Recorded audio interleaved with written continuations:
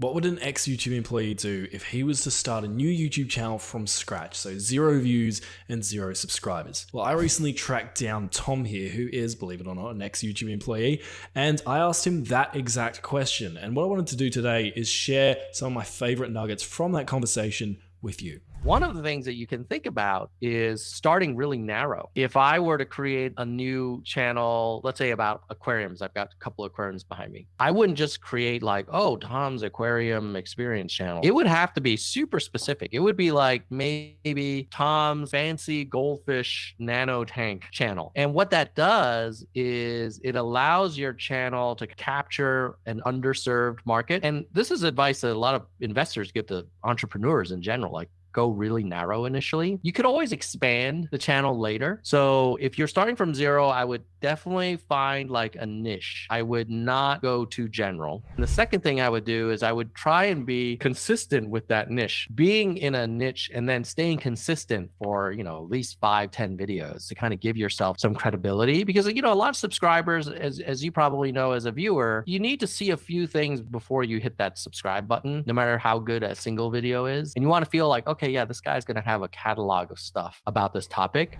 and then get those early viewers to discover this video. And I would not rely entirely on YouTube to do that for me. Imagine there's a lot of content getting uploaded to YouTube or any social media platform every minute. They could basically divide all of the video recommendations by every video that has been uploaded. But if you were a viewer, you'd get probably a bad experience because a lot of content just isn't really relevant for you as a viewer. Going out of your way, like if we take my aquarium example, then I would probably find some fancy goldfish discussion forums or other fancy goldfish, YouTube creators or Twitter kind of conversation, and let people know that I've got this channel or that I did this video recently, and kind of try and drum up some initial interest. So it would be very targeted. It wouldn't be like, oh, I'm going to go to the top 10 aquarium forums and say like, hey, I made a new channel about fancy goldfish. Like, I don't think that's super ethical nor effective. But if it's very targeted and relevant to a thread, then I think it's okay, especially if you provide some value in the post itself. And I'm just speaking from like a viewer's point of view. If I'm on a forum and someone's like, oh, I made a video about this topic, go here, I don't think I would click on it. But if they said, hey, I've had experience with this, here are some things that work for me. And then, oh, by the way, I also made a video kind of highlighting some of this. Here's a link to check it out. To me, that's a much more kind of like ethical sell, because once there's some interest and if the video performs, you have a much better chance of then kind of catching that jet stream that we're all looking for. If I had to boil it down for someone that's got a small channel that's been doing it and just has not been getting a growing audience, I think it comes down to 2 questions. Can you make your content more engaging and better? And then the second question is, are you making content about the right topic? Because when you think about it, there's like a 2x2 matrix. One is where on the vertical axis, it could be like, how big is the audience for this? It's either very large audience or small for this content. And then on the horizontal axis, it could be like, where would I stack up to my competition for this topic area?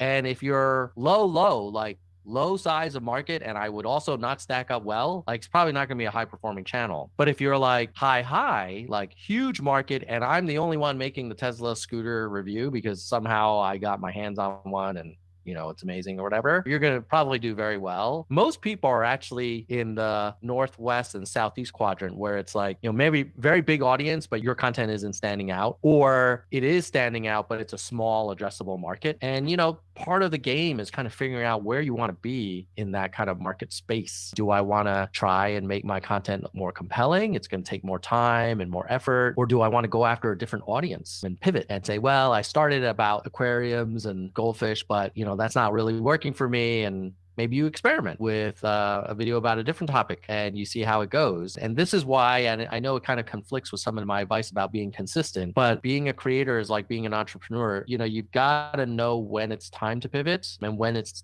time to hunker down and stick with it. There's no formula for that. But generally, if you've been doing one topic for a long time and you felt like you made the content as good as it can be and it's still not hitting, and you've promoted it and you've done everything you can, there just may not be that much of an audience for you, or your content is just not making like the top 10. Because for any video, you kind of want to be in the top 10. If you look at like just the number of views that videos get for like goldfish and Siamese beta living together. I'm sure the top 3 get a lot of views and then it drops off significantly after that. And so, you really want to go for a middle position. You don't want to be, on page 10 of the search results. Massive thanks to Tom for sharing his info. His channels will be linked down below. And also I loved his point about promotion. It's really interesting to hear someone who's actually worked at YouTube recommend promotion, since it's a bit of a controversial topic whether you should or shouldn't promote your channel in this niche. But Tom thinks you should. And so if you would like to learn how to promote your videos so that you can basically bypass the algorithm and just start manually generating views, I have a video on screen. It goes over my 5 favorite ways to promote your videos.